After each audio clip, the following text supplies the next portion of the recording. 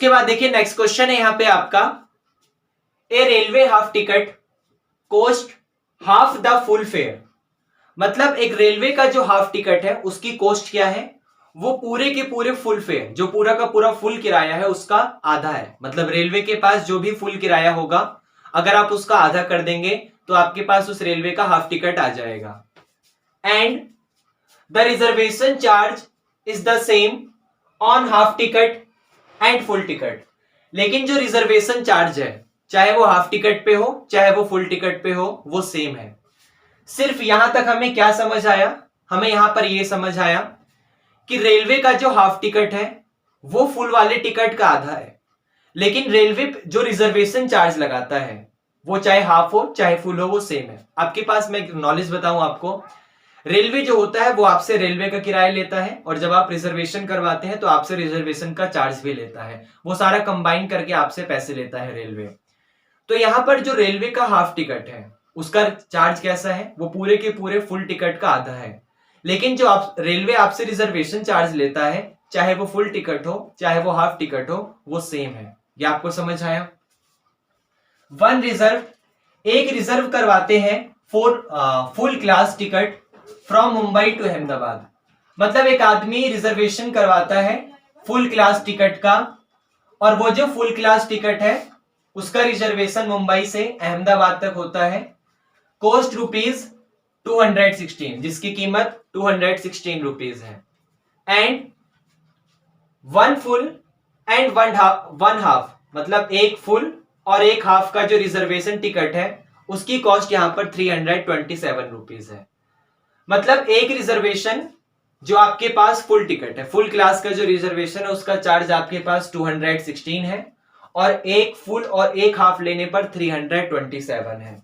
तो what is the full class ticket and reservation charge. तो बताइए फुल क्लास टिकट और रिजर्वेशन चार्ज क्या होगा। अब ध्यान से समझिए, मैथमेटिक्स में हमें जो चीज नहीं पता होता हम उसे क्या लेट करते हैं, हम उसे एक्स या वाई लेट करते हैं। तो यहां पर दो चीजें हैं। सबसे पहले मुझे बताना है फर्स्ट क्लास का फुल टिकट का प्राइस क्या होगा और रिजर्वेशन चार्ज क्या होगा। तो मैंने लेट करा कि जो मेरे पास फुल टिकट है, फुल टिकट, उस फुल टिकट का जो कॉस्ट आएगा वो एक्स रुपीज आएगा और जो मेरे पास रिजर्वेशन चार्ज है, जो मेरे पास रिजर्वेशन चार्ज है उस रिजर्वेशन चार्ज का कॉस्ट वाई रुपीज आएगा। ये आपको समझ आया। अब इस वाली लाइन पर आइए। एक आदमी ने रिजर्वेशन करवाया फुल क्लास टिकट का और उसके 216 रुपए लगे।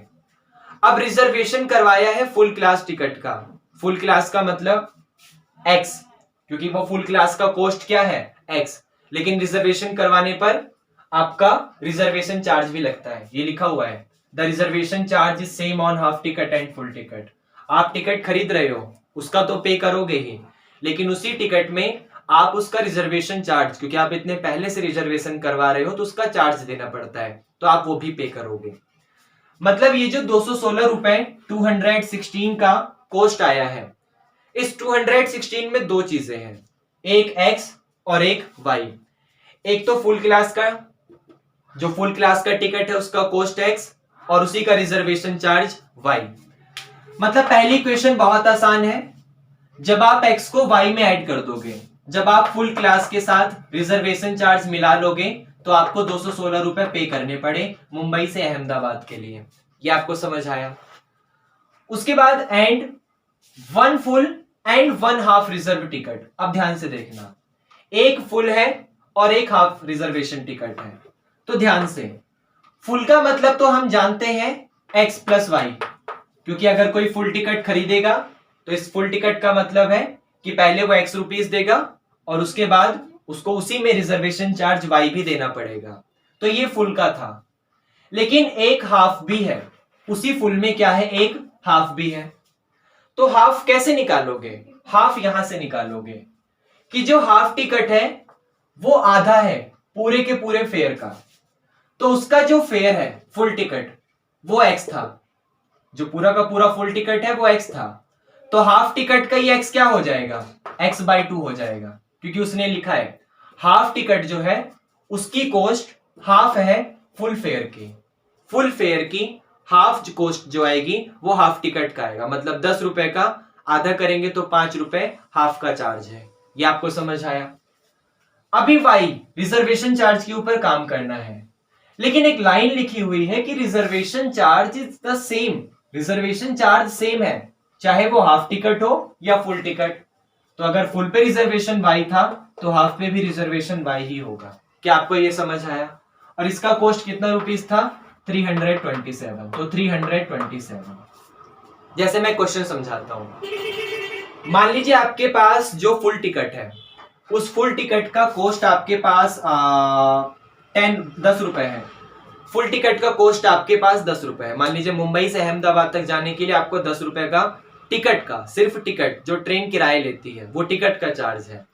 लेकिन आप रिजर्वेशन करवा रहे हैं तो रेलवे आपसे रिजर्वेशन करवाने का एक्स्ट्रा चार्ज भी लेती है, जो कि उसी में कंबाइन होकर आपके सामने टोटल प्राइस आता है। मैंने मान लिया रिजर्वेशन चार्ज मेरे पास 2 रुपए है। ये आपको समझ आया? तो 10 और 2 12 रुपीज मेरा मुंबई से अहमदाबाद तक का टोटल कॉस्ट है वहां पर पहुंचने का। तो ये मेरी पहली इक्वेशन है, कुछ इस तरीके से ही आई है। जबकि सेकंड इक्वेशन कैसे आई है कि एक फुल और एक हाफ। फुल का मतलब मैंने 10 रुपए रेलवे का टिकट चार्ज दिया और 2 रुपए रिजर्वेशन चार्ज दिया, तो मेरा फुल आया। लेकिन हाफ कैसे आया? जो मेरा रेलवे का टिकट चार्ज है वो आधा हो जाएगा, मतलब 10 का आधा कितना हो जाएगा? 5 हो जाएगा। लेकिन रेलवे रिजर्वेशन चार्ज सबसे सेम लेता है, चाहे आप 80 साल के हो, चाहे आप 10 साल के हो, चाहे 5 साल के हो, चाहे वो हाफ हो चाहे फुल हो, रिजर्वेशन चार्ज सबका सेम है।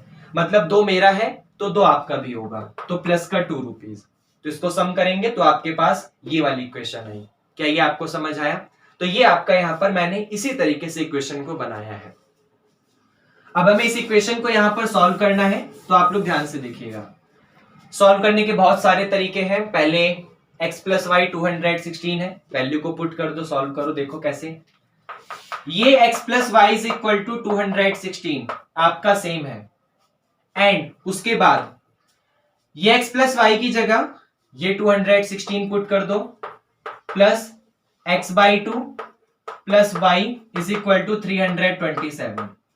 ये प्लस उस तरफ जाके माइनस, तो x by 2 plus y upon 1 is equal to, इसमें से ये माइनस करो, 7 में से 6 गया 1, 2 में से 1 गया 1, 3 में से 2 गया 1, 2 एलसीएम लो तो 2 बन जाए 2, x प्लस 2 की मल्टीप्लाई y में 2y 111, सेम टू सेम।